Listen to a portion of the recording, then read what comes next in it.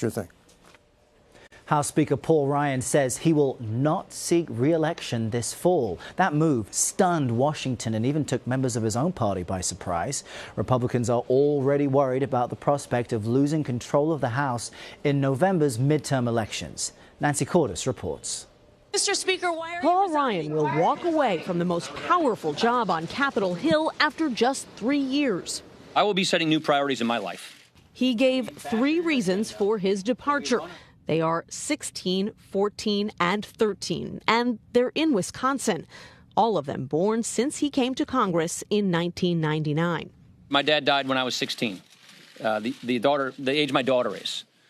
And I just don't want to be one of those people looking back on my life thinking I spent more time with my kids when I know if I spend another term, they will only know me as a weekend father. Thank you. Ryan was drafted to be Speaker in 2015 after conservatives forced out John Boehner.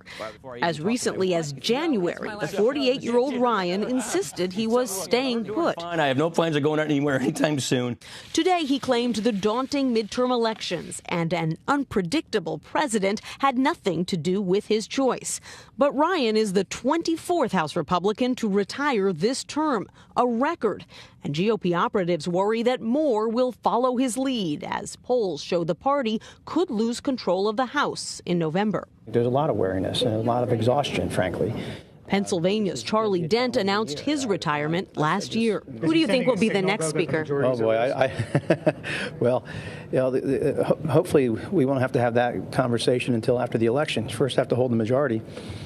Before you can determine whether or not you're going to have a speaker. California's Kevin McCarthy and Louisiana's Steve Scalise are already vying for Ryan's job.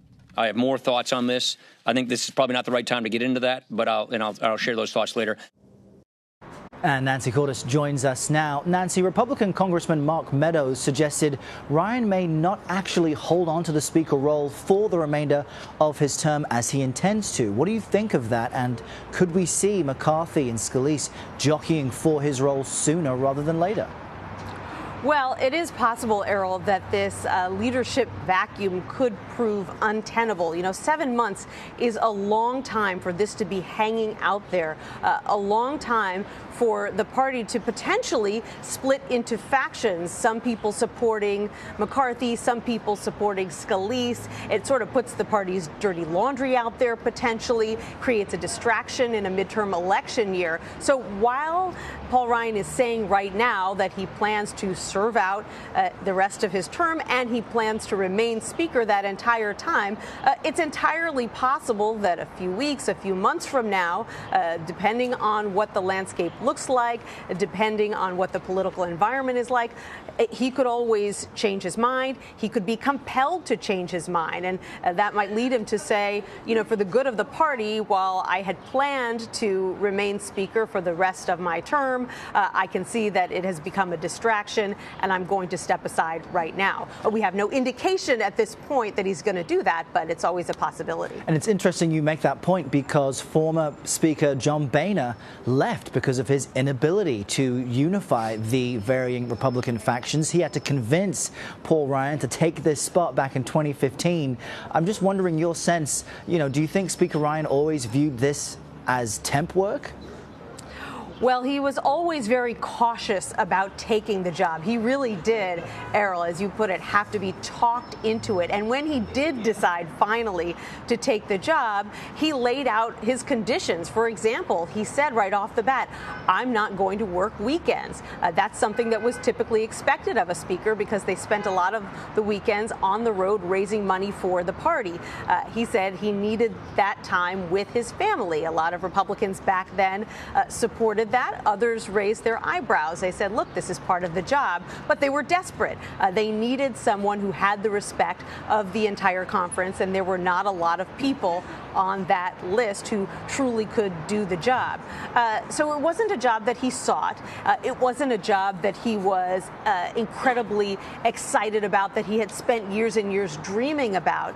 And according to those who are close to him, he really started thinking in earnest about the possibility of hanging it up late last year, and he spoke with a small cadre of top aides, about 6 of them, and his wife, of course, and his kids, and he really went back and forth. As recently as February, he was saying that he probably should stick around, and then now we know that over this most recent 2-week recess, when he was with his family, he finally did make the decision that he was going to leave at the end of the term.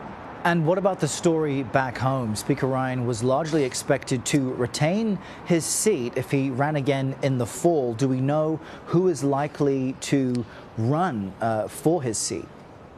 Well, he did have one main opponent in the Republican primary, but he's sort of a far-right figure, someone who's popular with the alt-right, not necessarily the pick of, let's say, party leadership here in Washington. So they will get to work immediately trying to encourage other notable Republicans in the district to step up at the last minute and run for that seat, because this seat, while it might have been a shoo-in for Paul Ryan, is not necessarily a shoo-in for any Republican.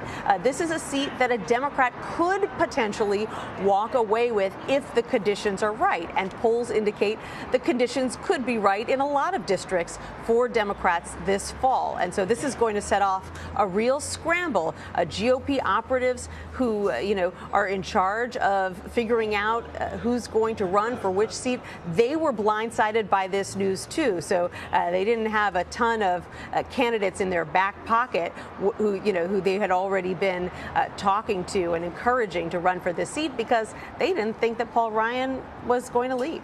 Ooh, the political plot thickens. Nancy Cordes joining us from Capitol Hill. Great to chat with you.